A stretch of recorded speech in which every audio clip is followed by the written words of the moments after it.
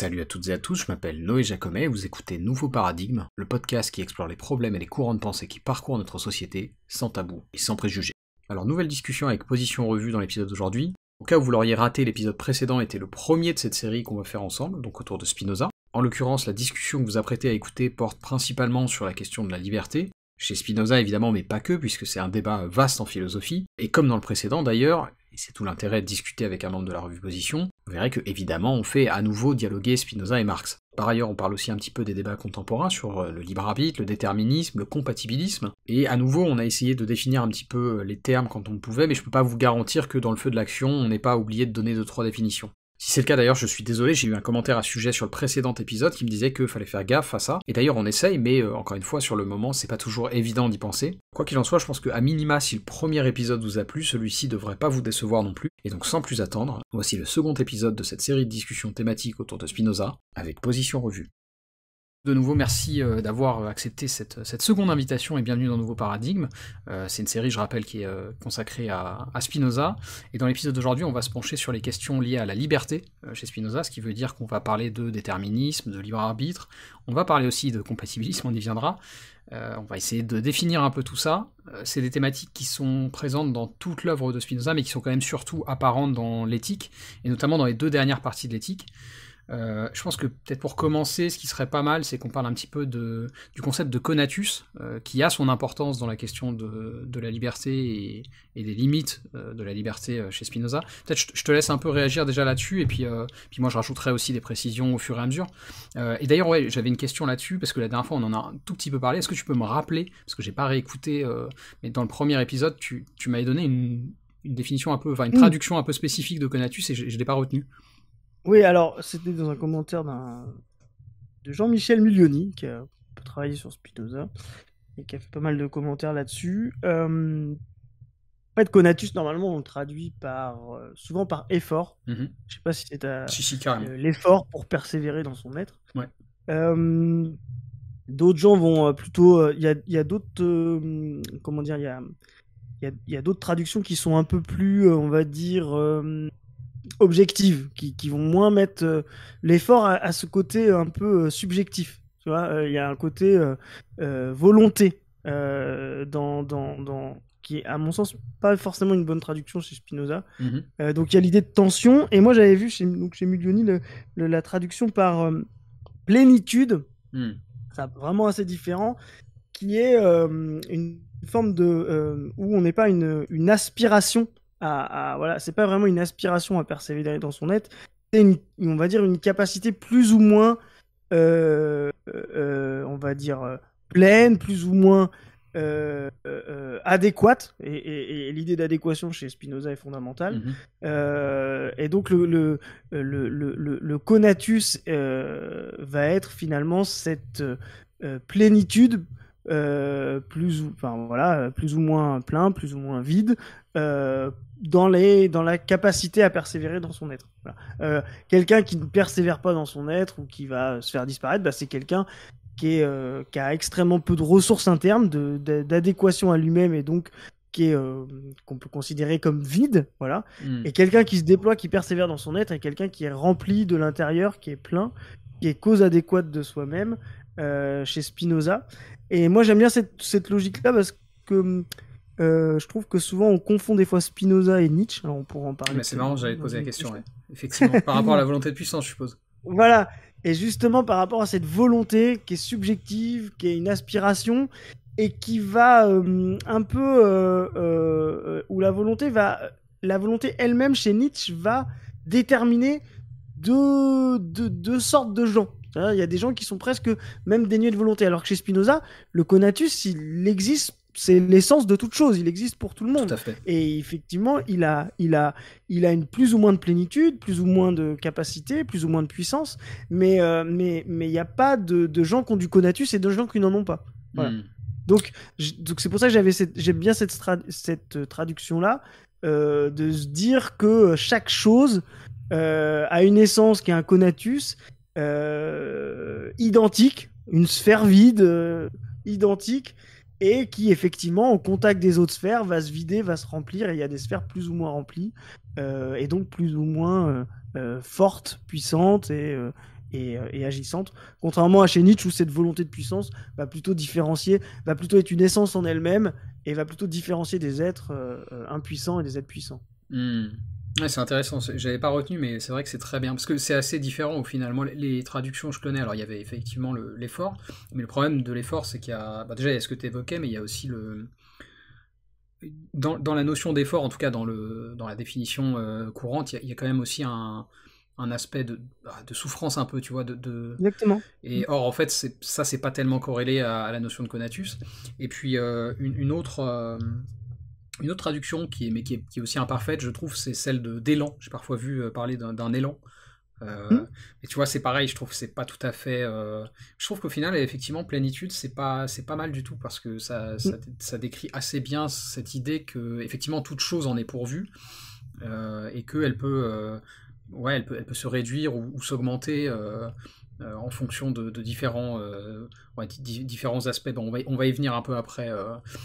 Peut-être pour poursuivre, parce que de toute façon, on va revenir en conclusion. Alors, c'est pas du spoil, mais le conatus, la raison pour laquelle je voulais qu'on introduise le sujet de la liberté chez Spinoza par là, c'est que c'est déterminant dans sa conception de la liberté, ou en tout cas l'espace de liberté qu'on pourrait entrevoir, parce que je pense qu'on y viendra, mais c'est très compliqué de parler de liberté absolue chez Spinoza.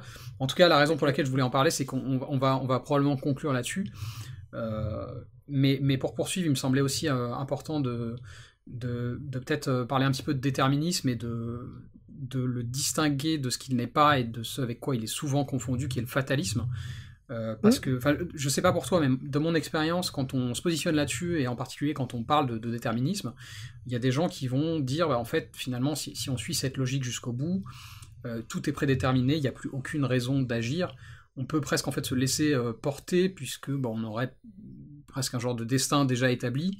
Et en fait, ça, c'est vraiment, à mon avis, un point de confusion qu'il faut éviter. Le déterminisme n'implique pas la prédétermination, en tout cas pas nécessairement. Enfin voilà, je sais pas, peut-être aussi là-dessus, comment tu vois les choses, comment tu distinguerais les deux. Alors, c'est là où il va y avoir une différence. Moi, je suis d'accord qu'il y a une vraie différence entre le fatalisme et le déterminisme. C'est vraiment deux choses différentes, et d'ailleurs, Spinoza est fondamental là-dessus. Le fatalisme est un finalisme. C'est vraiment une tension vers la fin, vers la finalité. Et d'ailleurs, ça peut même être adéquat avec le libre arbitre. Et justement, c'est de dire, vous pouvez faire tout ce que vous voulez, tous les chemins sont possibles, mais à la fin, il mènera vers cette finalité. Donc ça, c'est vraiment le fatalisme. C'est de se dire, parce que quelqu'un qui va me dire, ouais, mais moi, je trouve que le fatalisme, c'est bien parce qu'on peut faire tout ce qu'on veut, mais à la fin, tous les chemins mènent à Rome. Ça laisse plus de liberté. Bon. C'est quand à la fin, tout ce que tu fais t'amène quand même au même endroit que tout ce que l'autre a fait. T'as une conception de la liberté qui pourrait être, tu vois, qui peut être mise en question. Et ça, pour moi, c'est vraiment ça le fatalisme, c'est l'orientation vers la finalité. Donc tu peux même avoir quelque chose de totalement aléatoire au départ, totalement libre, mais à la fin, tu as une tension qui converge vers un point final, et ça, c'est le fatalisme. Le déterminisme, c'est différent. C'est vraiment de considérer que toutes les conditions à l'instant T engendrent T plus 1 et sont engendrées par T moins 1. Donc, il n'y a pas de fatalisme dans le déterminisme. Et là-dessus, Spinoza a écrit beaucoup de choses, justement, parce qu'il rejette la finalité. Spinoza, lui, il est vers la nécessité. En revanche, moi je vais le critiquer, dans le déterminisme, il peut y avoir une forme de passivité, parce qu'en fait, comme on ne maîtrise pas les déterminations à l'instant, l'intégralité des déterminations à l'instant T, ou T-1, etc., on n'est pas vraiment maître de l'instant T plus 1. Et donc, finalement, je vais dire que dans la différence, le fatalisme, il peut y avoir plein de chemins, mais il mène à une seule destination. Donc, dans le finalisme et dans le fatalisme, ce qui est important, c'est l'unique destination. Et dans le déterminisme, en fait, c'est l'unique direction. Finalement, dans le déterminisme, il peut très bien... moi, je l'imagine et je le modélise comme une seule et même ligne qui se trace à l'infini tu vois, en fonction, justement, T plus 1, T plus 1, tu vois. Mais il y a quand même ce côté-là dans le déterminisme où, effectivement, la bifurcation n'est pas possible. Parce que la bifurcation considérerait que des conditions à l'instant T peuvent générer une direction une et une direction 2. Or, le déterministe va dire, bah non, toutes les conditions à l'instant T, qui sont donc la direction 1, engendreront la continuité vers la direction 1. Mais du coup, donc, vas-y, excuse-moi. Non, voilà, donc il y a vraiment une différence entre les deux, fatalisme et déterminisme. Par contre, effectivement, je comprends la critique du déterminisme comme une philosophie un peu de la passivité et où la liberté devient un peu... Enfin, je veux dire, l'action sur les choses devient caduque et secondaire. Voilà. C'est intéressant que tu parles de passivité, parce que précisément... Alors après, on en discutera. Est-ce que vraiment Spinoza est déterministe, ou est-ce qu'il est un peu compatibiliste? Ça se discute.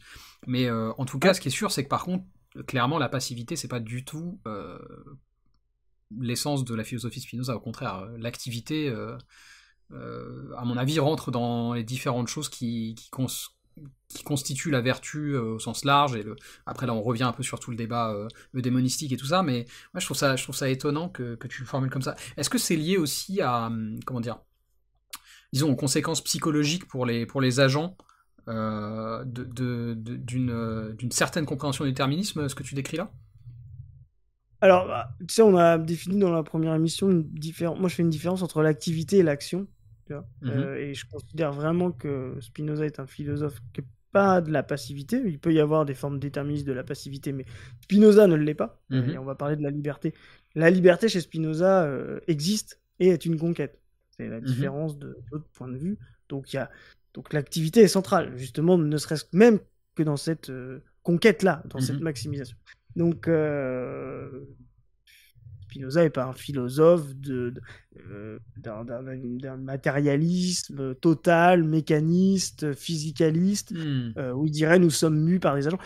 Ça, c'est le déterminisme qui a pu précéder Spinoza, c'est le déterminisme luthérien.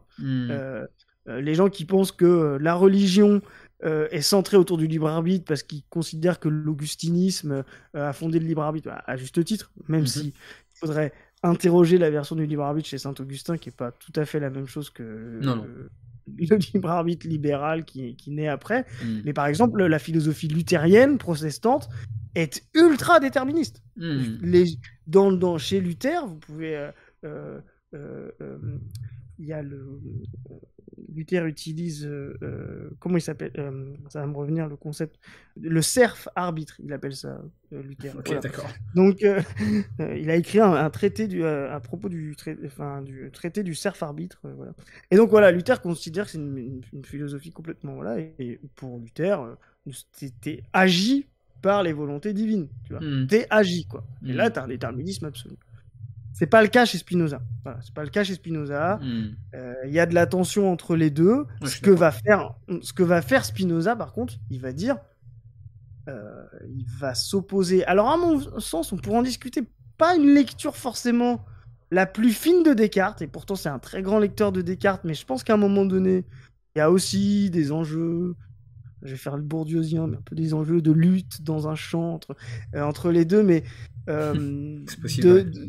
Tu vois, de vouloir dépasser le maître, parce que Descartes a été le maître de Spinoza, donc de considérer que t'es totalement libre à tout moment, etc., et que t'es un empire dans un empire, c'est-à-dire tu n'es jamais soumis totalement à des déterminations. Et ça, je trouve que c'est non seulement peut-être quelque part une mauvaise lecture de Spinoza, mais une mauvaise lecture de la mauvaise lecture de Spinoza. Tu vois, c'est de considérer qu'à la fin, effectivement, parce qu'on a mal compris le concept de libre arbitre chez Descartes, on comprend mal la critique du déterminisme de Spinoza de ce concept-là. Voilà. Je pense que Descartes n'est pas quelqu'un qui considère que l'homme peut tout le temps et à tout moment. Voilà. Et Spinoza n'est pas quelqu'un qui considère que l'homme ne peut rien, Oui. ne doit rien et est agi comme des philosophies, comme je l'ai dit, ultra-déterministes, comme la philosophie protestante de Luther, quoi. Ok, mais c'est bien, parce que du coup, c'est ça que je voulais un peu interroger, c'est que j'arrive à voir si on était... Mais j'ai l'impression qu'on est assez d'accord là-dessus, c'est-à-dire qu'effectivement, il y a différents types de déterminisme qui sont plus ou moins durs, et Spinoza ne s'inscrit pas dans un modèle... Moi, dans l'exemple que j'avais en tête, c'est Laplace, où c'est extrêmement Oui. mécanique, tu vois. Complètement, le dieu de la place, tout à fait. Là, on est vraiment dans quelque chose voilà, qui nie le sujet, et le dieu de la place, c'est vraiment ça donne le scientisme, c'est bien, c'est vraiment l'idée à un moment donné que c'est fantasmagorique, mais que tu pourrais observer le monde sans être dans le monde. Et donc, comprendre, si tu connaissais à un moment donné, connaître tout du monde, ça veut dire d'une position d'extériorité. Or, s'il y a bien un truc que Spinoza, là-dessus, a été précurseur, ou en tout cas a été excellent, c'est justement de ramener le sujet dans le monde. Avec des tentatives, sortir du dualisme, avec effectivement des contradictions, parce qu'effectivement c'est une contradiction fondamentale qui n'est pas forcément résolue par la philosophie aujourd'hui, par la sociologie, etc. Bah oui, on observe des déterminismes, des mécanismes, etc., des reproductions, et en même temps, la liberté a une forme de nécessité au moins conventionnelle, sociale, expérimentale. Oui, il met ça au jour, Spinoza. Et là-dessus, on parlait de dette vis-à-vis de Spinoza. Là-dessus, oui, bah la continuité sera... Kant devra écrire sur Spinoza, Hegel devra écrire sur Spinoza, Marx devra écrire sur Spinoza, parce que c'est des questions qui se sont posées de manière fondamentale. Je finis juste, tu parlais de Laplace. Il y a une autre contradiction qui est antirationaliste, qui est antique sur ces questions-là, qui est entre Démocrite et Épicure. Ouais. Voilà.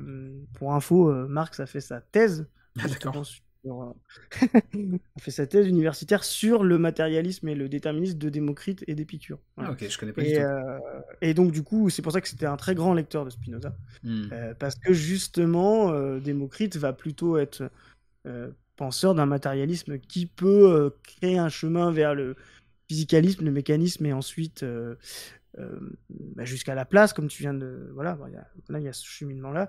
Épicure va être penseur d'un matérialisme, déjà, où le sujet, mais l'intuition, etc.,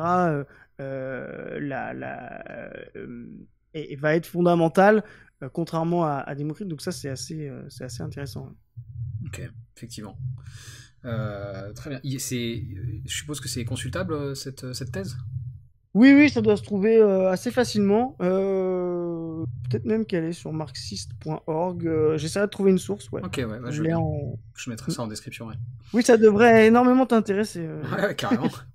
Ok. Très bien. Alors du coup, ouais, on a fait un petit détour, mais c'est pas grave, c'est assez intéressant. Et je pense qu'on va continuer à procéder comme ça. Mais ça me semblait... Alors on va essayer de pas être trop rébarbatif, mais comme je t'ai dit en off, j'ai quand même une personne qui m'a dit que parfois on donnait pas assez de définition. Alors pourtant on s'était efforcé de le faire. Mais du coup je pense que c'est pas mal qu'on définisse un peu certains termes.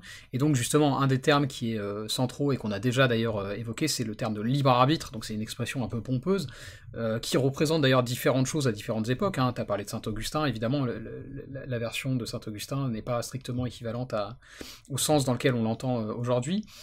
Cela dit, il y a quand même un fond commun qui est... Alors tu me diras si tu es d'accord, et je pense d'ailleurs qu'on va y revenir après quand on va parler de compatibilisme, mais pour moi l'idée centrale, et notamment au regard de ce que raconte Spinoza là-dessus, c'est l'idée d'autodétermination, presque parfois ex nihilo, en tout cas quand on se rapporte au libre arbitre qu'on appellerait libertarien, hein, qui n'a rien à voir avec le libertarianisme au sens politique.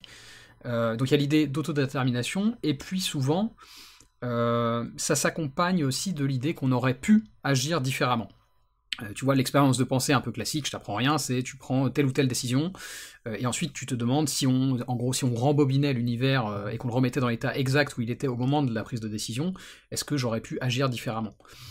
Donc voilà, sachant tout ça, comment tu te positionnes un peu là-dessus? Est-ce que tu as des choses à rajouter? Comment comment tu te places vis-à-vis de cette définition-là du libre arbitre?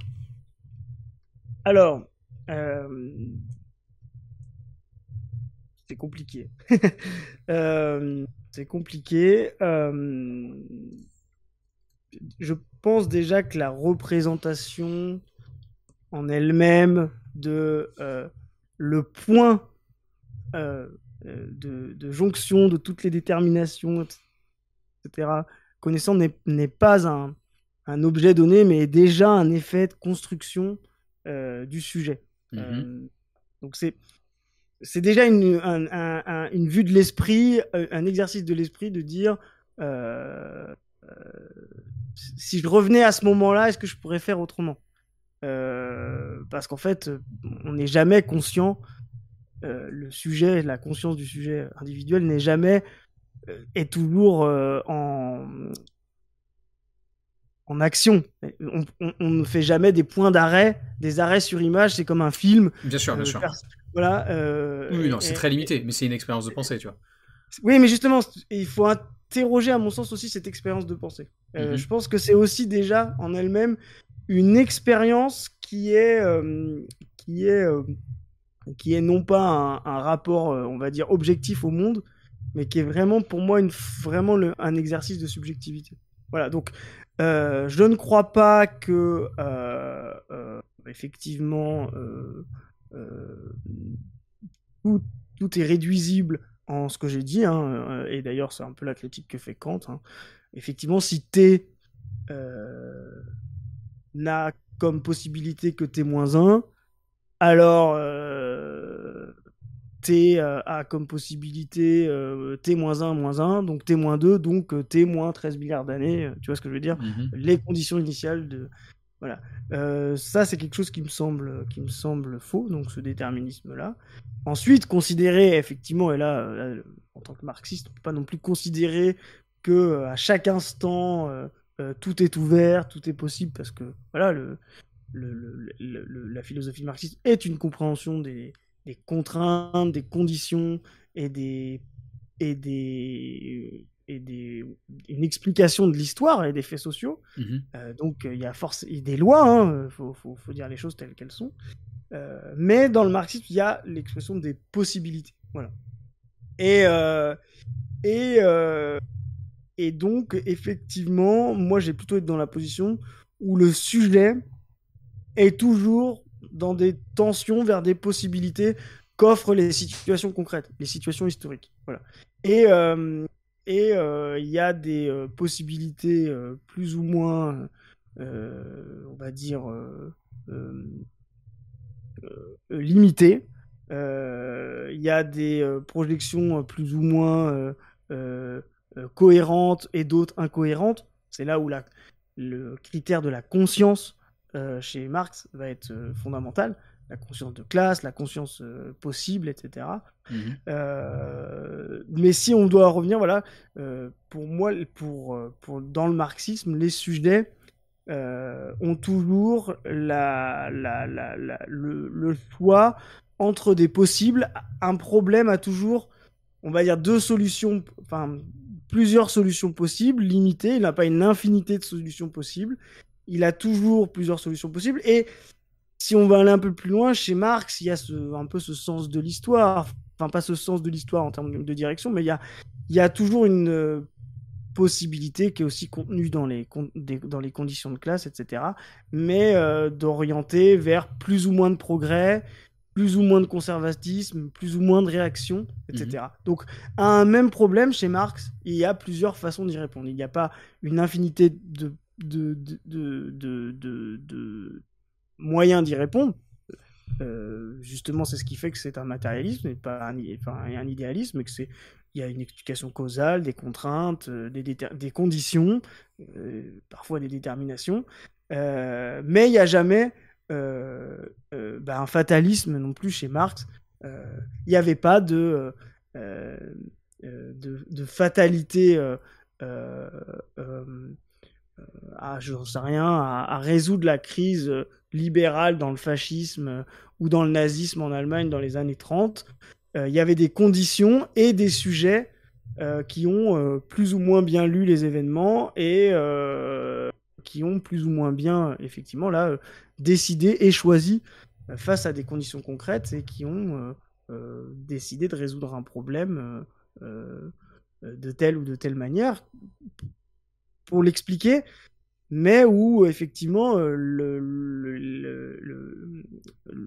une autre voie était possible. Alors la question, ça va être de penser, bah, pourquoi ce possible ne s'est pas réalisé. Voilà. Et là, on va dire, bah voilà, il y a des tensions, il y a des machins, etc. Et il y a vraiment une question fondamentale qui va se poser la question, c'est qu'est-ce qu'il aurait fallu faire. Et donc là, tu vois, on sort un peu de la question de oui, du point de singularité que pense le déterminisme.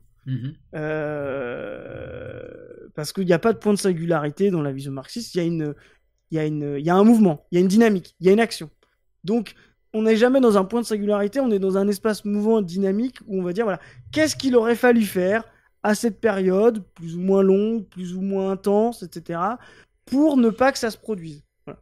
Et ça, c'est vraiment là où la philosophie de Marx est vraiment une philosophie, enfin le marxisme plus que Marx, mais est vraiment une philosophie de l'action, parce que c'est une philosophie de la transformation, c'est fondamental, de la transformation historique, et donc d'une vision dans l'histoire non fataliste et non déterministe, mais sans tomber non plus dans l'idéalisme et dans la liberté absolue. C'est une condition qui dit, à l'instant T là, si je veux m'orienter vers ça, je pense que il faut maximiser telle condition, militer, etc. Et d'une manière rétrospective, il aurait fallu faire ça à ce moment-là pour éviter ça, tu vois. Et je crois que là, on est dans le rapport à ce que je disais tout à l'heure, mais il y a un problème qui est fondamental, plus que le libre arbitre, etc. C'est le problème de la conscience. La conscience, justement, est un dilemme. Quand tu fais le point sur ta vie, ou etc., de manière purement individuelle, voilà. Est-ce que là où je suis est entièrement déterminé, ce qui fait que je peux prendre toutes les singularités possibles de la trajectoire que j'ai eue, comme le point d'avant détermine le point d'après, je n'aurais pas pu trouver une autre direction. Or, si à un moment donné, tu dis, oui, à un moment donné, il y a quelque chose qui fait que j'aurais pu faire ça plutôt que ça, là, tu réintroduis forcément du libre arbitre, que tu le veuilles ou non. Ok. Mais alors, du coup, comment tu t'inscris toi là-dedans, par exemple, si on prend cette analyse que tu viens de développer, dans le débat contemporain sur le libre arbitre, du coup, t'es pas tout à fait en accord avec les éléments de définition que je donnais. Comment toi tu le définirais? Moi, le libre arbitre, je vais le définir comme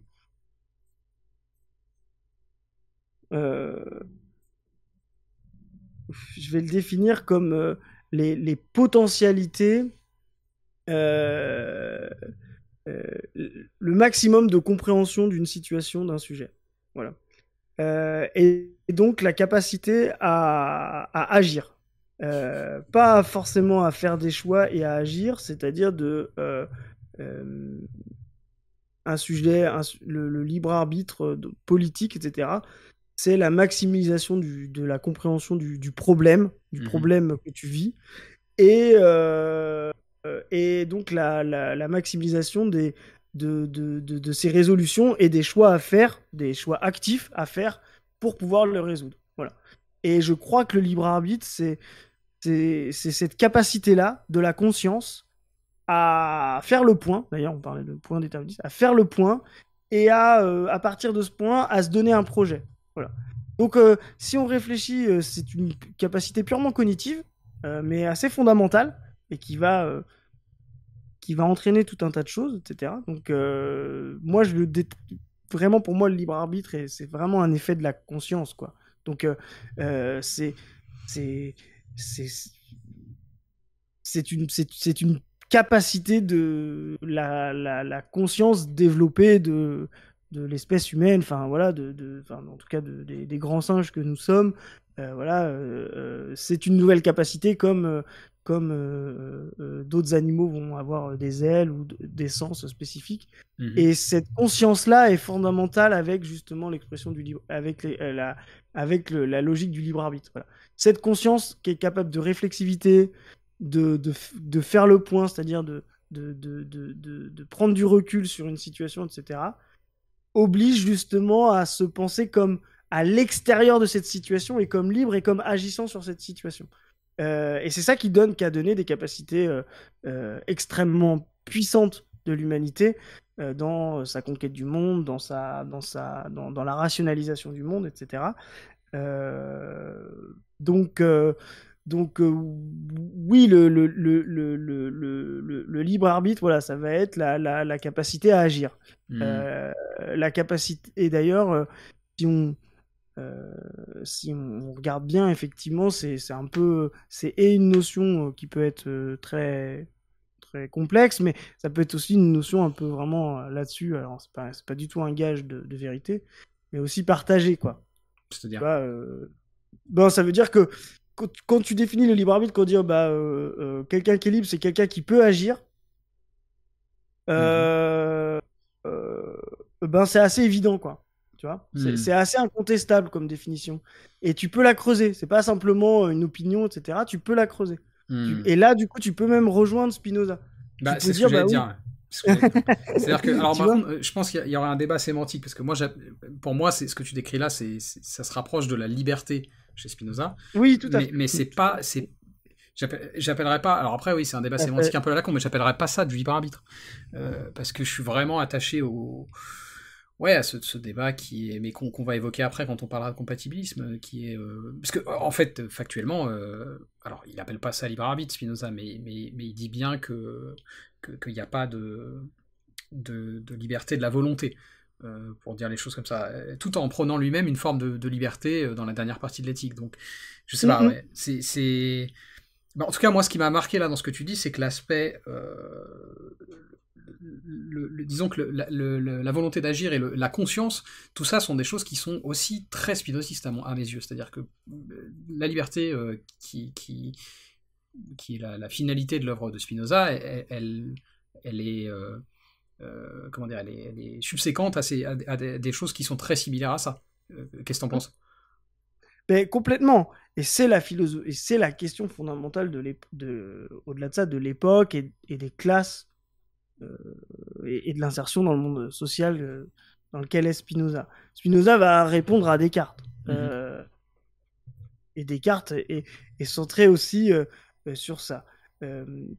Spinoza mais ça serait intéressant justement de les chercher la vie de Spinoza par rapport à la vie de Descartes. Descartes est un bourgeois très confortable, très... Je connais pas, tu veux bien en parler? Parce que autant je connais très bien la vie de Spinoza, autant je connais pas très bien la vie de Descartes, donc si tu veux bien faire une petite parenthèse Descartes là-dessus. Descartes est un bourgeois vraiment...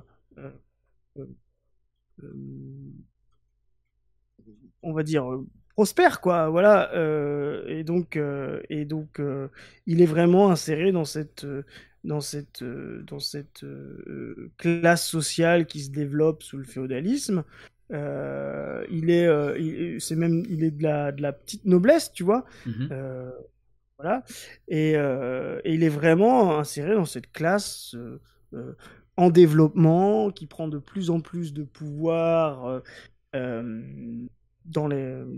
sous le féodalisme, quoi, sous la monarchie, qui hérite de charges, qui devient la classe possédante de l'État, qui même rentre par la robe dans la noblesse, enfin voilà.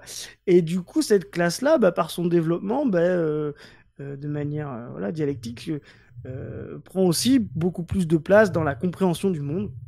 Voilà, et donc il développe ce rationalisme. Spinoza, c'est vraiment... on n'est pas du tout dans cette grande classe, quoi. On est vraiment dans cette...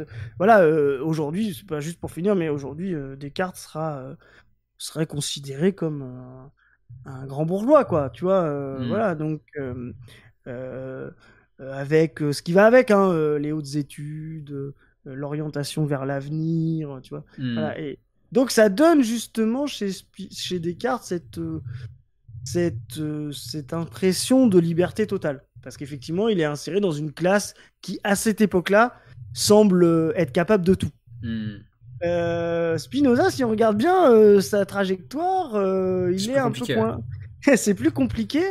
Il est quand même orienté par ses études et par ses professions vers cet libéralisme petit bourgeois, mais il est un peu plus coincé et donc il comprend bien que ben non, tout n'est pas si facile, quoi. Voilà, tout n'est pas si réalisable. Et donc il y a chez Spinoza, on parlait de Conatus tout à l'heure, des sphères, etc., qui se coincent, etc. Mais je crois que c'est ça, quoi. C'est de se dire, bah non, il n'y a pas que des sphères totalement gonflées, absolues, etc., comme peuvent l'être Descartes. Non, il y en a qui sont coincés entre deux, là, et qui essaient de se faire de la place. Et le Conatus et la pensée de Spinoza, c'est ça, quoi. Mais ça reste quand même une orientation vers la même chose. Vers la liberté et vers la maximisation des capacités. Donc, oui, je suis d'accord. Clairement, moi, le libre arbitre, c'est pas du tout un concept qui m'intéresse grandement. Parce que pour moi, c'est un concept assez abstrait, toujours relié au sujet individuel. Or, pour moi, la liberté, c'est la condition des possibilités, mais collective également. Voilà. Donc effectivement, tu as raison de le dire, la confusion, enfin, c'est pas une confusion, enfin, c'est une confusion volontaire quand tu as envie de confondre les choses en même temps. Oui, effectivement, quand la liberté, pour moi, c'est ce qui va être fondamental. Et les questions sur le libre arbitre, pour moi, sont un peu secondaires. Parce que pour moi, elle me semble très, ça paraît très empirique, et surtout si on parle de la philosophie expérimentale, les compatibilistes. On va y venir justement. Non mais voilà, mais tu l'as cité, ça se veut très, très empirique et très expérimental, alors qu'en fait c'est extrêmement abstrait, c'est vraiment des situations, c'est vraiment des situations qui n'existent jamais. Enfin, voilà, donc pour moi c'est pas très intéressant, et c'est aussi, je pense, une mauvaise lecture de Descartes, qui finalement, on parlait de la conscience et de la liberté. Descartes justement fait tout ce travail dans les méditations, justement, sur, tu sais, d'aller chercher le cogito. Je pense donc je suis. Descartes dit pas je suis donc je suis libre, tu vois. Le premier truc, le fondement de la philosophie de Descartes, le cogito, c'est de considérer que l'effet de conscience, le fait de penser, même si on est agi, et là-dessus, tu vois un petit peu le processus du cogito. Il imagine justement que un être maléfique se joue de lui totalement, etc. Tu vois. Donc là, il fait une expérience de Francfort. Tu vois, il dit bah voilà, je fais une expérience de Francfort avant Francfort. C'est pour ça qu'il m'amuse un peu, les mecs. Donc tu vois, il dit bah voilà, il y a quelqu'un dans ma tête qui, tu vois, qui m'agit totalement, donc je suis totalement déterminé. Est-ce que j'existe vraiment, tu vois. Et ce qu'il va dire Descartes, c'est ben malgré tout, si le gars m'agit de A à Z, voilà, ça n'empêchera pas que en étant agi, j'existe, voilà. Et de là, Descartes justement dit va faire de la conscience le processus premier du mode d'existence. Et donc ensuite de cette conscience-là, bah oui, effectivement, va se poser des questions morales, éthiques chez Descartes, etc. Voilà, sur la puissance, même le conatus, hein, c'est une notion qui existe chez Descartes. Chez Descartes, tout à fait, ouais. Chez Hobbes aussi. Qui n'a pas le même sens quand même.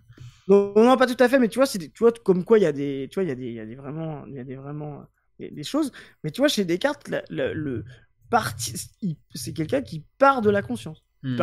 Pas quelqu'un qui part du libre arbitre, qui dit je pose ça là en premier. L'homme est d'ailleurs totalement libre. Non, parce que déjà, sa première expérience d'ontologie, c'est l'expérience de poser la conscience, le cogito, et il part même en possibilisant l'idée d'un tout déterministe. Descartes va dire, bah, même si tout était déterminé, que j'étais agi par une mauvaise volonté, par une puce de Francfort dans ma tête, ça n'empêcherait pas que j'existerais, tu vois, et que je serais conscient. Tu vois. Mm. Alors la question après, c'est est-ce que cette conscience, elle est a priori libre, etc. Mais il n'y a pas chez Descartes le côté je pose la liberté comme absolue, comme totale, comme toujours, etc. Il y a effectivement le dualisme chez Descartes de dire bah, à tout moment on est libre. Et je pense pas que Spinoza s'oppose à ça. Spinoza va dire à tout moment en fait on est plus ou moins libre, quoi. Tu vois, je pense qu'il n'y a pas de rupture fondamentale entre Spinoza et Descartes. Je pense qu'il y a une plus grande finesse chez Spinoza, de par son expérience, voilà, de poser le libre arbitre comme conditionné, comme dire, bah non, en fait, il y a des moments où on croit qu'on est libre mais on ne l'est pas, et puis il y en a d'autres où on l'est un peu plus, voilà. Et je crois que c'est ça l'opposition de Descartes-Spinoza, c'est l'insertion des capacités, des possibilités dans la liberté. Je crois, je te dis que ça a vraiment à voir avec leur expérience, mais il n'y a pas d'opposition vraiment entre comme on pourrait faire croire, entre un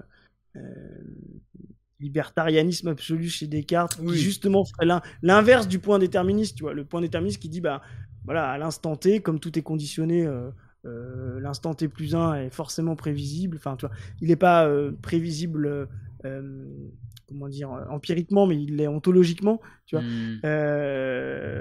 Descartes va pas dire, à l'instant T, T-1 n'existe pas, tu vois. La liberté absolue ou le libre arbitre absolu, c'est de dire à l'instant T, T-1 n'existe pas, puisque de toute façon, tout est possible à l'instant T. Tu vois.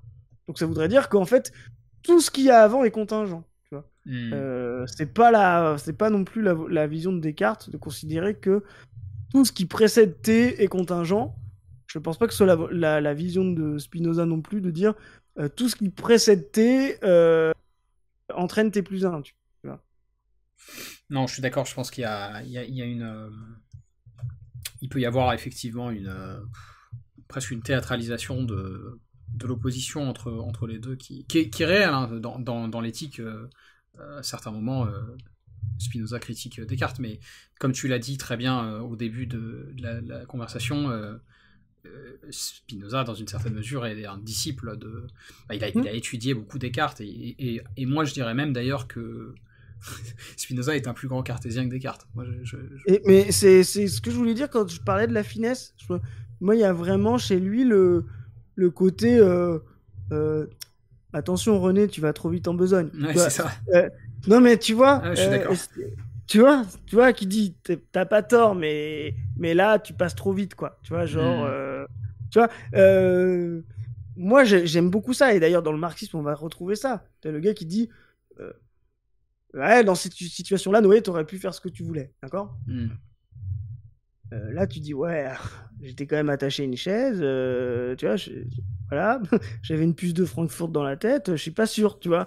Mais Spinoza va pas dire, ah bah non, mais de toute façon, c'était écrit dans les lois du Big Bang que de toute façon, tu te retrouverais sur cette chaise, tu vois, attaché, tu vois. Non, il va dire, bah ouais, le pauvre Noé, non, t'as raison, René, il avait toujours un espace. Mais cet espace-là, il était extrêmement ténu, extrêmement difficile à mobiliser. Tu vois, le conatus de notre pauvre Noé attaché sur sa chaise, René, il n'est pas pareil que si, tu vois, il était dans une autre situation. Et moi, je pense que oui, l'opposition entre les deux, elle va là-dessus, quoi, tu vois. Elle va là-dessus, elle va dans la continuité d'un... Voilà, ouais, et puis une nuance qui est quand même une apparition de nature, parce que mine de rien, chez Spinoza, bah, il fait émerger l'analyse des conditions concrètes d'existence, tu vois. Enfin, je veux dire, il entraîne justement la pensée rationnelle, kantienne, ensuite hegelienne, et puis même marxiste, tu vois. Enfin, tu vois. Là où là où Descartes, il n'y a pas de philosophie politique chez Descartes, tu vois. Ça, c'est intéressant, tu vois. Ouais. Parce qu'en fait, justement, il n'y a pas de politique si tout est possible, tu vois. Et parce que parce qu'il est dans la classe, en fait, qu'a le vent dans le dos, Descartes, il se pose pas la question du politique. Ça déroule pour lui. Tu vois ce que je veux dire? Pour lui, ça déroule. Tout se déroule comme... Le plan se déroule sans accroc pour la classe à laquelle il appartient. Tu vois? Donc, t'as pas besoin de te... Tu vois ce que je veux dire? La référence à l'agence touriste me fait rire. Voilà, ça, pour ceux qui ont 20 ans, voilà, ça va être compliqué. Mais voilà, tous, tu vois, donc, c'est souvent on dit la très haute bourgeoisie, ils sont apolitiques, ou ils ont pas de pensée. Tu commences à penser le politique quand tu commences à penser les limites, quoi. Tu vois, ce monde-là ne me permet pas donc il va falloir faire en sorte de le transformer, de se faire de la place, de se faire de l'espace, etc. La classe dans laquelle naît et grandit Descartes, il y a toute la place possible. Donc, c'est une classe qui est orientée juste vers comprendre le monde, tu vois, etc. Mais elle n'est pas du tout... la politique, et dans ce qu'on voit Spinoza, c'est déjà que lui, il est inséré dans, tu vois, dans des classes un peu secondaires, un peu subalternes, assez, on va dire, intermédiaires pour pouvoir se projeter comme penseur, tu vois, mais pas assez, voilà. Et donc, l'émergence du politique, elle se fait là, quoi. Parce que on est déjà en train d'abattre l'ordre symbolique, parce que dans l'ordre symbolique féodal, en fait, il n'y a pas de politique pour la simple et bonne raison que l'ordre terrestre n'est qu'une expression de la volonté tu vois, divine, quoi, tu vois, et donc c'est reproduit, etc. Là, la classe bourgeoise, elle apparaît au sein d'un ordre symbolique sans même avoir, elle, une place explicable et concrète, tu vois. La bourgeoisie, c'est ni le clergé, ni la... Tu vois, c'est ni les... si on prend du Dumézil, tu vois, c'est ni les laboratores, ni les oratores, ni... Tu vois, c'est une classe un peu à part, tu vois, donc... et donc, elle n'a pas d'existence normale, symbolique, rattachée à l'ordre divin, tu vois. Donc, elle va s'orienter vers ça, et c'est pour ça que c'est une classe qui va être fondamentalement orientée vers la compréhension du monde et la politique. Mais la politique va émerger chez elle quand elle va se retrouver coincée. C'est-à-dire, tu vois, la classe de Descartes, lui, n'est pas le même Descartes dans les conditions du XVIIIe siècle. Si Descartes avait vécu un siècle plus tard, il aurait sûrement été député du tiers, tu vois, et il aurait sûrement une œuvre politique bien plus importante qu'une œuvre physique. Pourquoi ? Parce que des prédécesseurs de sa classe auraient fait ses avancées, enfin voilà, et lui, il aurait été orienté vers la pensée politique, parce qu'à ce moment-là, justement, la classe à laquelle il appartient, la bourgeoisie rationnelle, commence à heurter le plafond de verre du féodalisme, là où à son époque, elle ne l'avait pas encore heurté. Or, Spinoza, lui, il se l'est déjà pris une ou deux fois dans la gueule, le plafond de verre, tu vois, donc il fait émerger une philosophie politique, quoi. C'est intéressant, j'avais pas prévu du tout j'avais pas prévu du tout qu'on parle de ça, mais en vrai c'est pour ça que t'es là, hein, ramener un peu de considération marxiste a posteriori, c'est très intéressant aussi, donc c'est très bien. Alors par contre, je vais devoir t'embêter un peu parce que je vais nous ramener vers la question des débats vraiment sur le libre arbitre, parce que on a mentionné le terme déjà 2-3 fois. Dans le débat contemporain, il y a une troisième voie, on va dire, qui est celle qu'on appelle compatibilisme. Alors, rapidement, que je définisse un peu, l'idée, hein, en gros, c'est pour les gens qui écoutent, donc, généralement, on considère que le libre arbitre, au sens libertarien, et le déterminisme sont des positions qui sont incompatibles, et donc, cette troisième voie, compatibiliste, postule que, en fait, non, justement, tout le monde a tort, grosso modo, et que le libre arbitre est compatible avec le déterminisme. Et donc il y a notamment cette vidéo dont on parlait en off de Monsieur Phi qui s'appelle quelque chose comme les philosophes ne comprennent rien à la liberté, un truc comme ça. Avec une vidéo d'autocritique en plus qui est un peu drôle. Et non mais t'avais vu, il avait fait une vidéo d'abord. Oui, tout à fait, ouais. Il se critique lui-même. Puis après il dit je me suis trompé, rendu compte que voilà. Ah ouais, c'est ça. Et donc dans cette vidéo qui a 2 ans, je crois, un truc comme ça, il défend une thèse plus compatibiliste, qui elle-même d'ailleurs est défendue, c'est ce que tu disais un peu plus tôt, elle est un peu en vogue dans certains milieux universitaires. Je pense à des gens comme Dan Dennett aux États-Unis, qui est connu pour ça. Plus près de nous, géographiquement, il y a Florian Kova, qui a fait plusieurs vidéos là-dessus à l'Université de Genève. C'est des cours qui sont dispo sur YouTube d'ailleurs. Très intéressant d'ailleurs. Ouais, carrément. Et je mettrai en description. Et donc voilà, ouais, moi ça m'intéressait qu'on parle un peu de ça aussi parce que toi comme moi, on a des problèmes avec cette approche et ça me semblait pertinent puisqu'on parle de Spinoza qui par certains est décrit comme un compatibiliste, qu'on mentionne un peu ça. Donc ouais, voilà, peut-être pour commencer, comment tu te positionnes un peu sur ce débat-là, toi? Alors, comme je l'ai dit, moi, c'est des débats en fait qui me paraissent. En fait, pour moi, c'est deux abstractions. Comme je l'ai dit, le déterminisme ou le libre arbitre, c'est deux abstractions. Alors, je vais dire, c'est deux choses qui n'existent pas, donc qu'ils soient compatibles ou pas, ça m'intéresse pas trop. Parce qu'en fait, je pense que ce sont deux processus de réflexivité et de la conscience, en fait. C'est comme si tu me disais. Avoir de planer, voilà, planer pour l'oiseau, est-ce que c'est compatible avec battre des ailes, quand l'oiseau vole, est-ce qu'il plane ou est-ce qu'il bat des ailes? Quand il vole, en fait, il fait l'un ou l'autre, tu vois. Donc, me poser la question de la compatibilité, de prendre deux points abstraits d'un processus global me paraît pas intéressant. Et pour moi, les deux sont des processus de conscience. C'est-à-dire faire un résumé réflexif de tiens, il y a eu tout ça, donc on en est là, est une forme d'abstraction, est une forme de capacité de la conscience, la capacité réflexive, et la capacité projective de je suis là, donc je vais tenter de faire ça, donc telle action pour qu'il y ait tel engendrement, voilà, est aussi une capacité de la conscience qui finalement rend tout causal, quoi. Et je crois que la causalité du monde, c'est le clou du fait que notre conscience est elle-même causale, est un marteau causal, tu vois.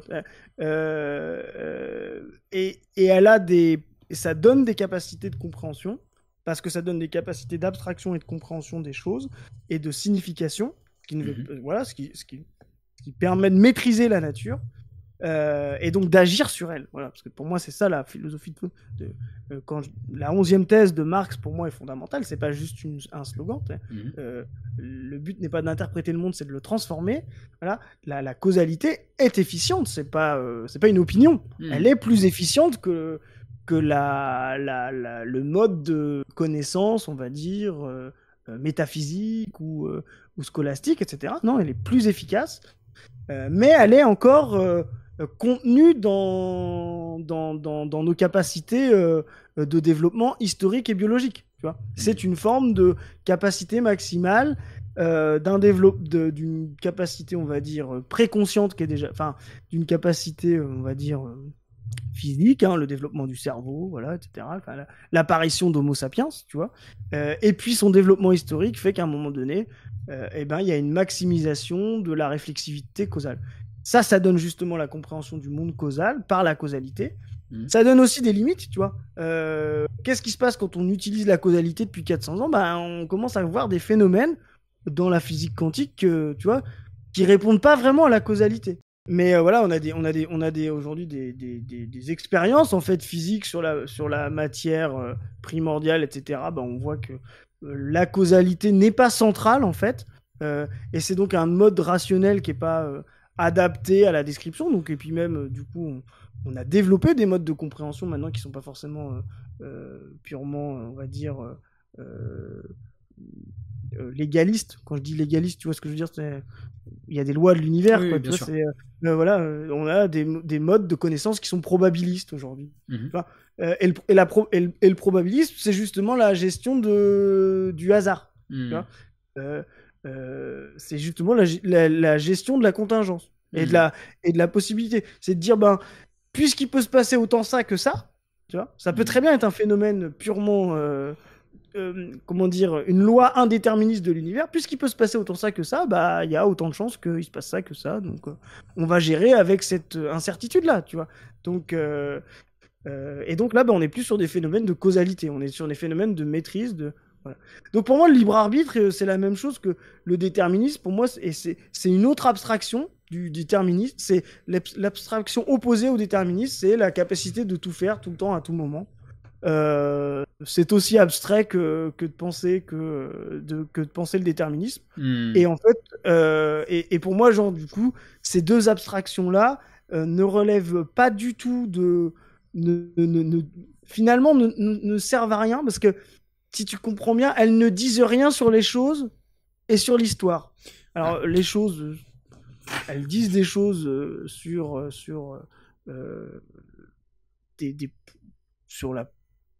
du monde physique, mais tu vois, on commence à se heurter à des choses. Elles disent assez peu de choses sur l'histoire, parce que être totalement déterministe, ça voudrait dire avoir maximisé nos capacités. Par exemple, tu vois, si le monde, si l'émergence du déterminisme dans le monde de compréhension des hommes, on peut le dater, mais avec Spinoza, tu vois, on aurait dû faire les mêmes progrès de prévision historique qu'on a fait de prévision des lois de la nature, des prévisions, on va dire, au moins stellaires, ou tu vois, des mouvements des corps de l'univers, tu vois. Or, tu te rends compte que le déterminisme arrive, est une philosophie totale. Chez Spinoza, il en est témoin, il en est même le créateur, etc. On voit bien que ça fonctionne, et on commence à se heurter à des limites aujourd'hui, et beaucoup au XXe siècle. Donc c'est quand même voilà, limitant. Ça veut pas dire que notre maîtrise, elle se réduit. Hein. Ça veut dire bien qu'on sûr. voilà. Et puis sur le plan de l'histoire des hommes, le déterminisme là, en l'occurrence, ça produit rien, quoi. Tu vois ce que je veux dire? Il n'y a pas de, ça va donner, si tu veux faire de l'histoire déterminisme, ça veut dire tiens, tout va se passer comme ça s'est toujours passé, tu vois. Et tu peux pas faire d'histoire avec ça, parce que justement l'histoire par elle-même est une science justement de la mutation et de la transformation. Donc et c'est pour ça que le marxisme est intéressant, qu'il a des liens avec le darwinisme, qui est aussi une pensée de la transformation, mais une pensée de la transformation entre, tu vois ce que je veux dire, entre les conditions naturelles et le hasard, quoi, tu vois, et l'indétermination, tu vois. Et donc pour moi, voilà, le déterminisme, c'est une vue de l'esprit, c'est une forme de... Tu t'as cité Laplace, pour moi c'est vraiment ça, c'est une forme de volonté théologique un peu, tu vois, de se dire tout est régulé, tout est réglé, tout est bien pensé, et même un peu super humaniste, tu vois, de se dire, et on est même capable, on va même être capable à un moment de comprendre ce que Dieu a fait, tu vois, il y a quelque chose, tu vois, il y a quelque chose de là-dedans, et en fait c'est un processus vraiment séparant le sujet, comme on dit, de séparation du sujet et l'objet. C'est vraiment de se dire, à un moment donné, c'est comme si le monde existait indépendamment de nous, et on pouvait le regarder de l'extérieur, tu vois, et on pouvait même se regarder nous-mêmes, se regardant, pour comprendre, tu vois. Donc c'est un processus à l'infini, tu vois, qui ne fonctionne pas. Alors qu'en fait, non, moi je pense que le fondement c'est là ce qui fait être marxiste, c'est justement d'avoir pensé qu'il y a une identité sujet-objet, et que le monde qui existe avant l'apparition de l'humanité, tu vois, il n'y a pas de problème, mais le monde tel que nous on le vit, tel que nous on le pratique, qu'on le transforme, qu'on le maîtrise ou qu'on le subit, est toujours une relation entre nos capacités biologiques, historiques, collectives, et quelque chose qui nous préexiste, quoi. Voilà. Et donc c'est pour ça voilà, le libre arbitre et le déterminisme sont deux espèces de points d'arrêt d'un processus qui est constant, qui est permanent, qui est l'activité de transformation consciente, l'activité d'être au monde, voilà, qui me paraissent deux abstractions. Et ces deux abstractions, savoir si elles sont compatibles ou pas, tu t'en tapes limite, quoi. D'accord. Mais alors, non, t'as pas, mais je pense. C'est pas prioritaire, quoi. Ben, c'est surtout que tu veux dire, ça résout quoi comme problème? Bah, alors, ça a quand même. Mais justement, donc. Comment dire? En fait, moi, ce qui me paraît intéressant dans cette question-là, c'est que quand même, il y a des. Évidemment, hein, je suis d'accord avec ce que tu dis sur l'aspect historique, ça n'a pas grande portée. Par contre, ça a une portée sur l'aspect. Sur l'expérience subjective des individus qui constituent des sociétés. Donc, partant de là, ça a des implications. En fait, si tu veux, je te dis ça, je vais essayer de prendre les choses dans l'ordre. Moi, ce qui me Vas-y. dérange dans la position compatibiliste, c'est que elle, dans une certaine mesure, je trouve qu'elle nie euh, les réflexes psychologiques instinctifs qui, à mon avis, sont très universels concernant justement l'attribution de responsabilité morale, l'éventuelle attribution de mérite aussi. Euh, et tu vois, elle dit en fait finalement les gens, on s'est trompé en philosophie, des gens comme Spinoza se sont trompés parce que la plupart des gens n'ont pas cette idée. Tu sais, il y a cette fameuse, je crois que c'est une Scully de l'éthique, les hommes se trompent quand ils se croient libres parce qu'ils sont ignorants des causes qui les déterminent et conscients de leurs désirs, un truc comme ça. Et finalement, les compatibilistes viennent dire, bah en fait non, les gens ont une vue beaucoup plus nuancée que ça de la liberté, et moi je pense que c'est une erreur de penser ça. Je pense que les réflexes psychologiques qu'on a tous vis-à-vis de nos semblables montrent que là-dessus Spinoza avait raison, et ça a des conséquences au sein des sociétés. Ça a des conséquences en termes de ce qu'on considère comme ce qui devrait être normatif au niveau moral, et donc ça a des conséquences aussi dans le domaine légal. Enfin, tu vois ce que je veux dire? Pour moi, ça a quand même un effet transformatif. Je comprends. Je comprends. Je vois un peu le sujet, mais je vais le prendre d'une autre manière, en fait. Pour moi, c'est pas l'opposition liberté, déterminisme, etc. C'est là, justement, les conditions. C'est là où Marx me semble. Voilà, c'est. Les gens ne sont pas. La conscience qu'ils ont d'eux-mêmes n'est pas ce qu'ils sont eux-mêmes. Voilà.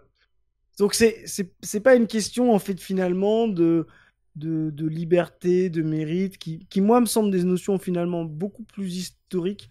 Euh, euh, un cerf ne mérite pas sa place. Justement, il y a un arbitraire initial, etc. là-dessus. D'ailleurs, il l'a reproduit, etc. Pareil pour un aristocrate, d'ailleurs, tu vois. Donc, je pense que c'est des notions assez modernes, en fait, finalement.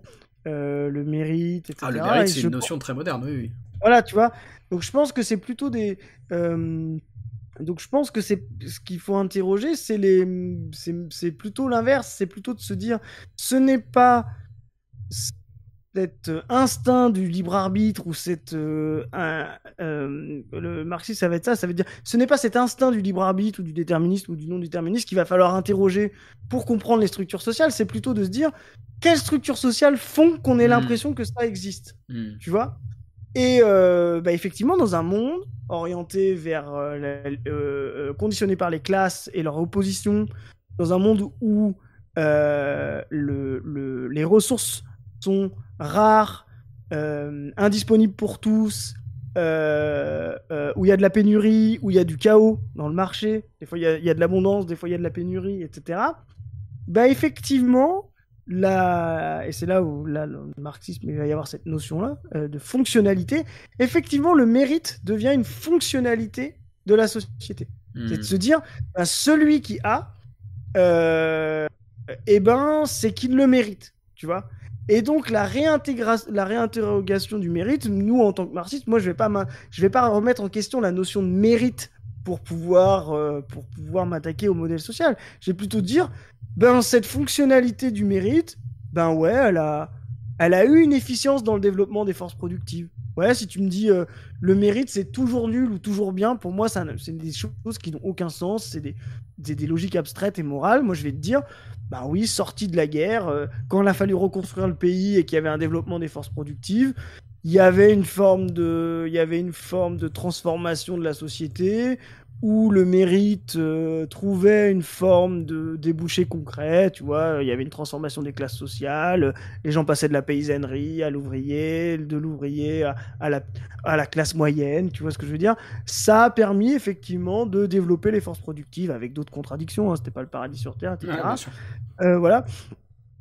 Mais aujourd'hui, le mérite me semble une notion beaucoup plus coercitive et une fonctionnalité, on va dire, idéologique, coercitive et violente Mhm. qu'il faut dépasser, non pas en attaquant cette notion de mérite en elle-même comme un processus, on va dire, normal du fonctionnement individuel, mais comme un pur processus issu de la stratification sociale et du mode de production dans lequel il est fonctionnel, quoi. Ouais.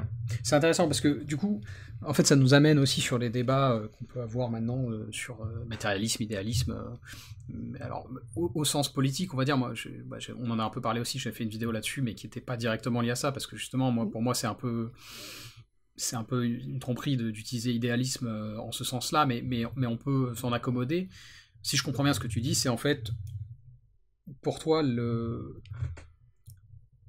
ce qui est prévalent dans les processus de transformation des sociétés, c'est pas les idées. Non. C'est vraiment les conditions qui font émerger les idées. Là, je suis pas aussi mécaniste parce que je pense que finalement c'est une activité commune. J'ai toujours tendance à dire, toujours pareil, cette séparation, cette dualité entre les deux, qui vient des fois avoir des marxistes qui vont dire superstructure, infrastructure, l'un est le reflet de l'autre, l'autre est le reflet de l'un, tu vois ce que je veux dire? L'un engendre l'autre, l'un est premier, l'autre. Non, pour moi, toujours pareil, c'est encore deux aspects de l'activité sociale, quoi, de l'activité collective. Effectivement, les individus, de par leur rapport au monde et à eux-mêmes c'est leur processus cognitif, conscient, etc., leur capacité. Je fais une petite parenthèse, tu sais, sur Penser comme une chauve-souris, là, de Thomas Nagel. Nagel, pardon, je comprends. Voilà. En fait, ce qu'il faudrait se penser, c'est la chauve-souris qui, avec son sonar, essaye de se dire, ça doit faire quoi d'avoir la conscience des humains, tu vois. On est dans le même processus, tu vois. C'est pour la chauve-souris, la conscience humaine, c'est comme le sonar de la chauve-souris pour nous, tu vois. C'est à un moment donné un fait matériel, quoi. Tu vois, un fait du développement concret. Donc, c'est là où moi, le matérialisme va pas être dualiste. Mais cette fonctionnalité-là, cette capacité-là, on l'utilise, tu vois. On l'utilise et on la. C'est comme les muscles, quoi. Tu vois ce que je veux dire? Plus tu les utilises, plus tu les maîtrises, plus ils sont forts, plus etc. Tu vois. Et le rapport de l'humanité qu'elle soit, et en plus elle a, je pense, quelque chose d'extrêmement important par rapport à d'autres capacités, on va dire, sensorielles ou biologiques. Cette conscience, elle permet d'être reliée aux autres. Tu vois. Ce qui est l'avantage concurrentiel de la conscience par rapport à des capacités purement biologiques ou physiques, c'est qu'elle permet de faire des trucs avec les autres, de coopérer d'une manière sans équivalence, quoi. Tu vois ce que je veux dire? Contrairement à un sonar qui n'est qu'une capacité de... Tu vois ce que je veux dire? Quand tu regardes quelque chose avec quelqu'un d'autre, tu vois, tu vois pas mieux parce que le gars regarde avec toi, tu vois.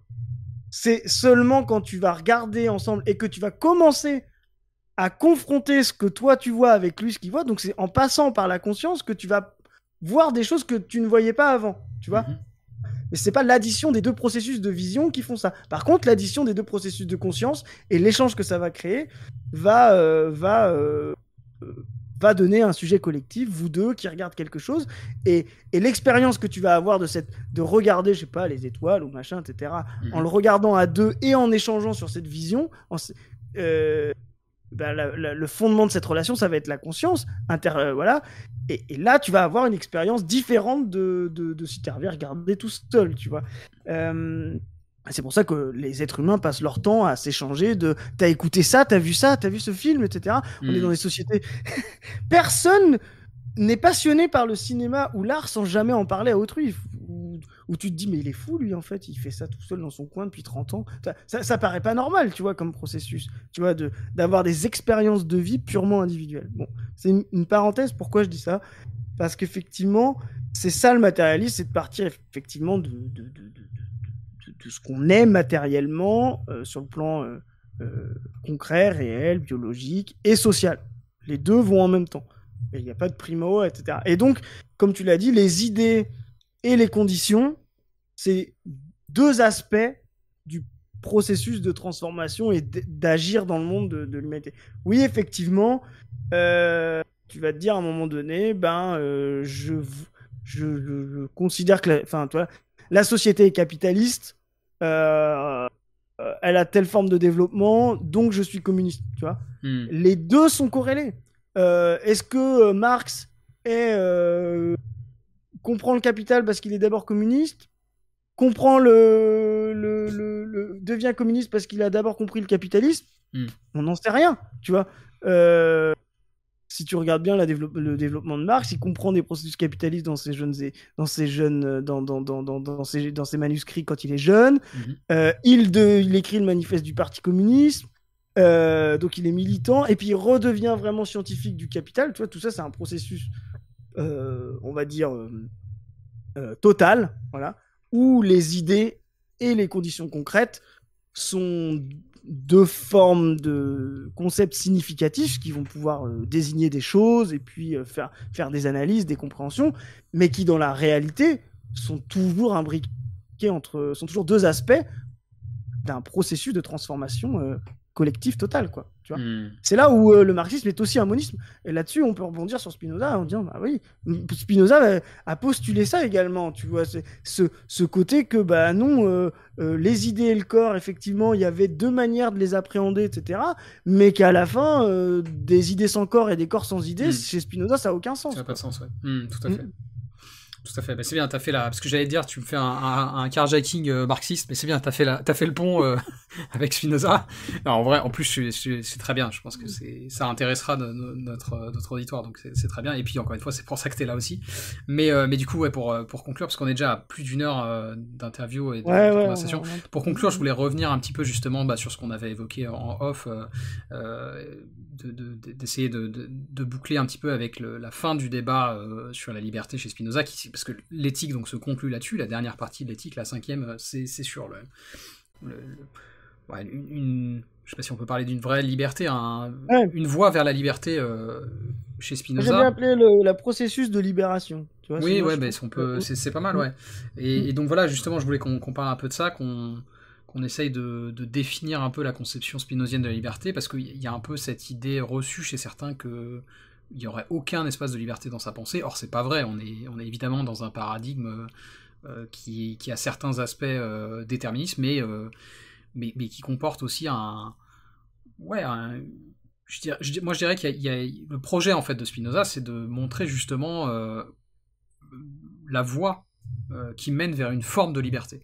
Comment tu te positionnerais là-dessus, toi ? Moi, je suis complètement d'accord. Je suis complètement d'accord avec ça. D'ailleurs, pour continuer le carjacking marxiste, je considère... Non, mais la position de classe de Spinoza, son expérience, etc., fait que le siècle dans lequel il vit, ses lectures, Descartes, fait que c'est pas quelqu'un qui pouvait nier la liberté. Au contraire, je pense que Spinoza a beaucoup plus est beaucoup plus épris de liberté que Descartes, parce qu'il en a beaucoup plus manqué que Descartes, ce que je disais tout à l'heure. Voilà. Mais par contre, il a un rapport à ça qui est effectivement pas acquis, ou c'est une liberté pas acquise, pas tout de suite, pas immédiate. Et c'est là-dessus, chez Descartes, c'est peut-être plus ambivalent. Et donc, effectivement, toute l'éthique, l'éthique part du dédéo, quoi, de Dieu. Alors, on parlait de Luther, etc., mais c'est très intéressant parce que Spinoza est juif de manière à l'origine, tu vois. Donc c'est le rapport du judaïque à la liberté et au libre arbitre dans le judaïsme est complexe et particulier et assez peu existant, tu vois. Et lui, il repart de ça, de Dieu, tu vois. Il vit aussi dans un monde on parlait de Luther aussi, qui est protestant, hein, dans les Provinces-Unies. Donc, et puis c'est un esprit. Bon, voilà, c'est un esprit il y en a un par siècle. Bon, là, il y en avait. Ouais. Il y en avait 2-3 quand même, parce qu'il y a Ouais. Pascal, voilà, bon, là on est quand même sur la Ligue des Champions quand même à ce moment-là. Mais voilà. Donc, ouais, et donc lui, là, il commence par Dieu. Voilà. Et ça, c'est intéressant, parce qu'en fait, il commence par qui, normalement, fait que tu n'as aucune liberté, tu vois.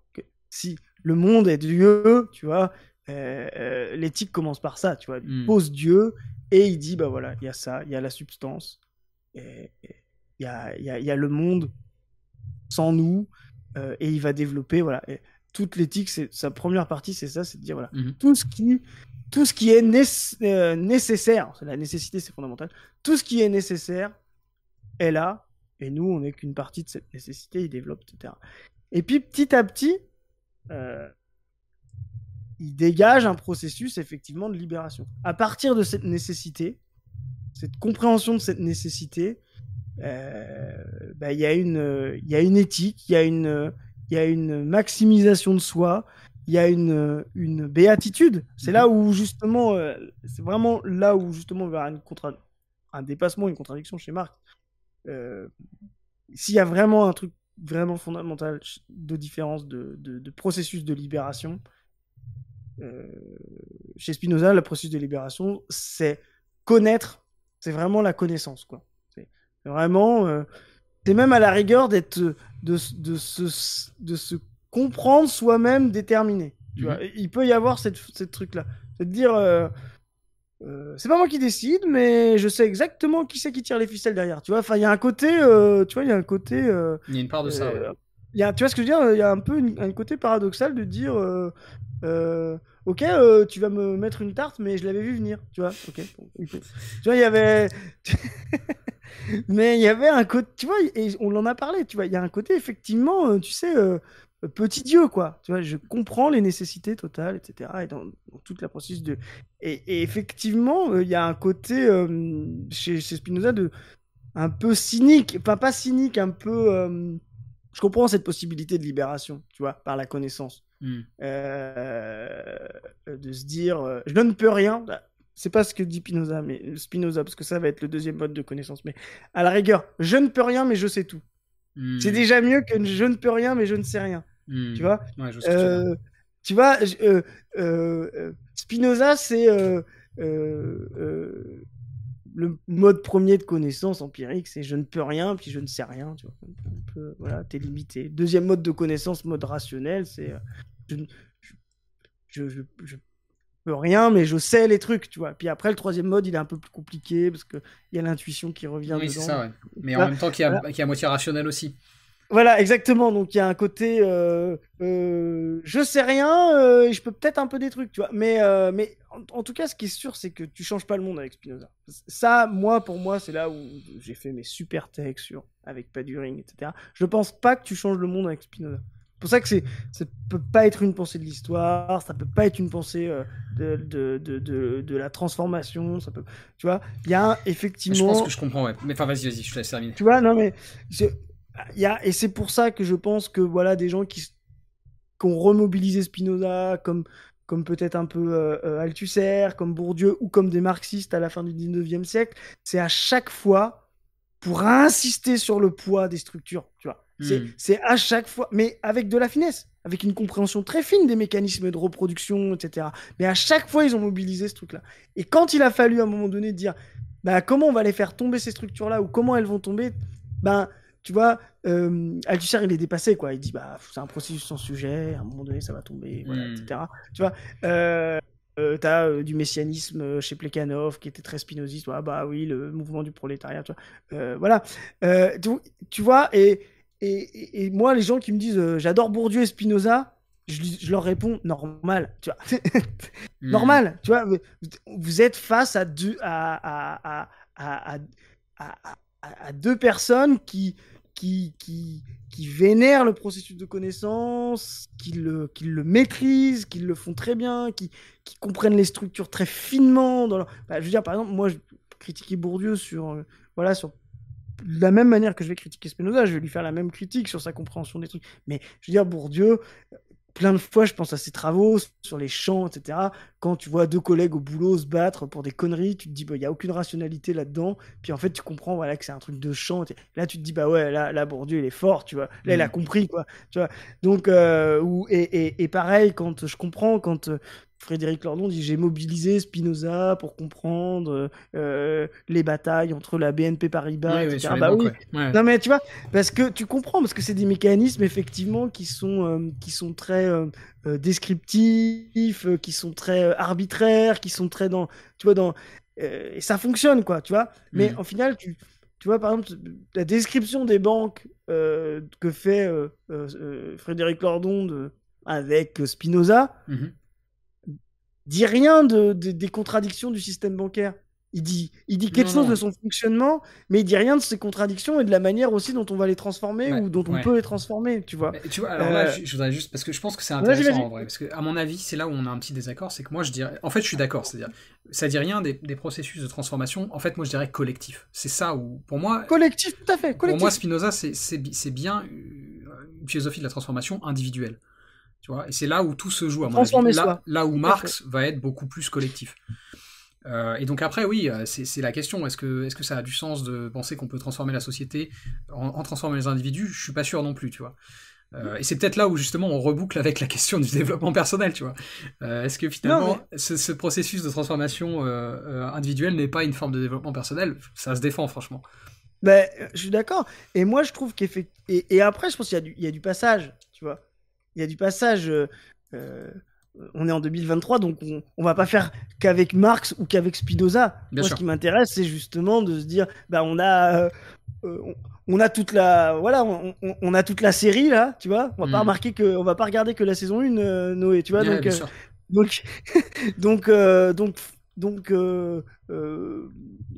moi, les gens ont souvent pas compris pourquoi j'attaque Spinoza.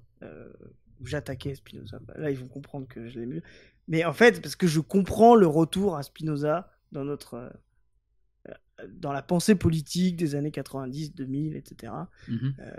Parce qu'on a vécu une hégémonie libérale, de contre-révolution libérale, avec ce qu'on disait tout à l'heure, tous les mécanismes libéraux de coercition. Le mérite, l'entreprise de soi, tu vois, la concurrence, tu vois, toutes ces conneries.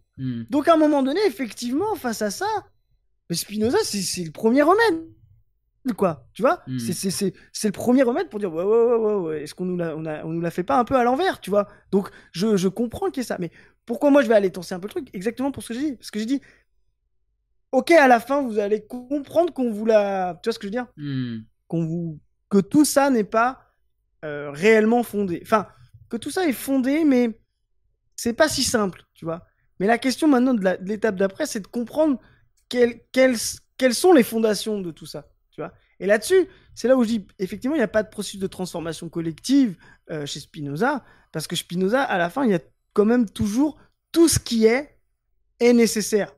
Il n'y a pas d'histoire chez Spinoza. Il n'y a pas de sujet collectif, tu l'as dit, mais il n'y a pas non plus d'histoire. C'est-à-dire que même quand il fait de la politique, Spinoza, il cherche, comme sa classe à l'époque, dans les conditions existantes, le meilleur mode de relation entre les hommes. Alors, des fois, il est même dans la coercition, il va dire... bien sûr.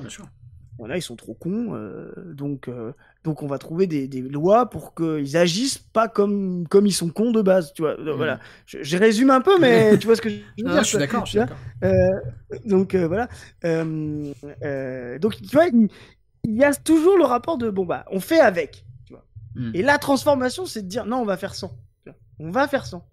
On va faire un avec autrement. On va dépasser les trucs. Mais effectivement, ça passe par la compréhension des processus historiques, ce que je pense, voilà, qui est la limite de Spinoza, mais on va pas lui reprocher. Enfin, je veux dire, il n'y a pas d'intellectuel total, hein, et puis on pourrait faire des dépassements de Marx, tu vois. Et puis donc la compréhension que l'acteur de l'histoire, ce n'est pas l'individu. Ça, c'est fondamental dans le marxisme. C'est le sujet collectif, et en l'occurrence la classe sociale. Et de deux, que justement cette histoire est une histoire toujours de transformation. Voilà. Et chez Marx, voilà, il y a cette logique-là. Et pas une question d'agencement. Voilà. Spinoza, c'est un gars, il arrive, il a un appart, il n'arrive pas à faire rentrer les meubles, alors il cherche un peu de manière théorique, géométrique, comme il dit, tu vois, comment agencer ci, ça, tu vois. Et puis Marx, il rentre là-dedans, il dit, mais attends, t'as qu'à abattre la cloison, Barouche, tu vois. Donc, tu vois, c'est ce mode de pensée, tu vois. Et lui, il va te dire, non, mais regarde, j'ai bien imbriqué le truc, ça passe, puis le mur, il est là, faut pas trop le bouger, tu vois. Et l'autre dit, oh, vas-y, j'ai cherché le marteau, et je vais défoncer le mur. Tu vois, donc, les deux sont complémentaires, tu vois. Mais ouais. Excuse-moi pour l'analogie, c'est peut-être pas la Non, meilleure. c'est très bien, j'aime bien au contraire. Non, c'est très bien. Donc c'est pour ça que je ne suis. Moi, je trouve ça.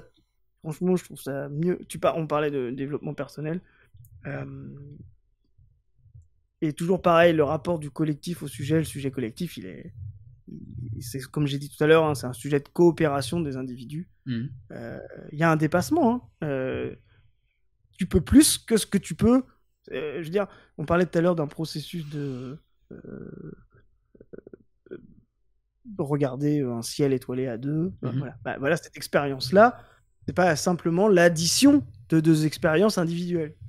C'est quand tu soulever une table, c'est pas il faut pas quelqu'un qui a la capacité de soulever une table 1 et quelqu'un qui a la capacité de soulever une table 2. C'est même plus compliqué que quelqu'un qui a la capacité de soulever la moitié de la table et l'autre moitié de la table. Défi quiconque, par exemple, de soulever une table, de la couper en deux au milieu et de se rendre compte que vous avez la même capacité à la soulever, tu vois, en se disant c'est purement divisé par deux. Bah non, parce que tu as la position dans l'espace, tu vois, enfin tout un tas de la coordination, tu vois. Tu prends 4 mecs qui tirent sur une corde de manière désynchronisée, c'est moins fort que 2 mecs qui ont la même force physique, etc., de manière synchronisée. Donc là, tu comprends que tu vois ce que je veux dire. Tu peux plus de choses. La synchronisation, c'est un processus de sujet collectif et de conscience. Donc voilà, il y a cet espace-là, de comprendre que tu as ce sujet-là et de comprendre qu'effectivement, bah, c'est la maximisation de ces transformations. Mais effectivement, chez Spinoza, bah, il y a quand même quelque chose de profond. Et là-dessus, le marxisme, je le dis, je le redis, je le redis, a une dette. C'est le mécanisme de, comme tu l'as dit, il y a l'action chez Marx, que je pense qu'il y a l'activité chez Spinoza, mais le début de l'action, c'est l'activité. Et chez Spinoza, il y a ce mécanisme de la conquête, de la liberté, qui est restreint à l'individu, qui est restreint à soi, mais qui est déjà un rapport de, comment dire, c'est par le processus de capacité de je pense là-dessus que Spinoza a compris quelque chose, c'est par la capacité de s'auto-transformer soi qu'on comprend aussi qu'on peut transformer le monde. Alors on va se heurter sur bah, justement le collectif, et c'est les abrutis rationalistes, libéraux qui vont se dire, ah bah si je peux transformer moi, bah voilà, tout ce que je fais. Tu vois, j'ai fait une entreprise. Tu vois, bah non, frérot, il y a 1000 personnes qui travaillent dans ton entreprise, tu l'as pas fait tout seul. Non, mais si, un jour j'ai eu l'idée et maintenant j'ai fait l'entreprise tout seul, tu vois. Bah, ça, voilà, ça, c'est la limite idéologique. Mais voilà, je pense qu'il y a cette dette-là rationaliste à avoir chez Spinoza dans la conquête, même dans la connaissance. Je le finis, mais la catégorie de la conscience chez Marx et de sa maximisation, c'est-à-dire de la tension entre la conscience possible. La conscience possible, tu vois, c'est la conscience maximale que peut atteindre une classe sociale. Tu vois. Donc ça, c'est quelque chose de, on va dire, théorique, quoi. Tu vois. Conscience maximale du prolétariat, c'est la compréhension du capitalisme et son dépassement, tu vois. Et puis l'écart entre cette conscience possible et la conscience réelle, bah, c'est le gars qui dit bah non, il faudra toujours des patrons, il en faut des actionnaires, tu vois. Voilà, ça c'est la conscience réelle. Et ben chez Marx, le processus effectivement de politique, c'est justement de monter cette conscience réelle au niveau de la conscience possible. Et là, tu peux faire des parallèles avec le conatus, tu vois, avec le processus spinozien, tu vois, de maximisation, de plénitude, d'augmenter sa puissance par maximiser son conatus, par le rendre beaucoup plus plein, par justement ce travail sur soi-même, etc. Donc là-dessus, il y a des ponts vraiment féconds, quoi. Écoute, je pense que c'est une très bonne note pour conclure l'épisode. Et du coup, je te remercie encore une fois de ta participation, et je pense que de toute façon, on aura l'occasion encore d'échanger sur tous ces potentiels ponts entre Marx et Spinoza. Il y a aussi potentiellement toute la question justement que tu as un peu évoquée de Dieu et du système métaphysique de Spinoza qu'on peut se garder pour un prochain épisode. Ouais, carrément. Merci beaucoup. Merci à toi, Noé. À bientôt. À bientôt.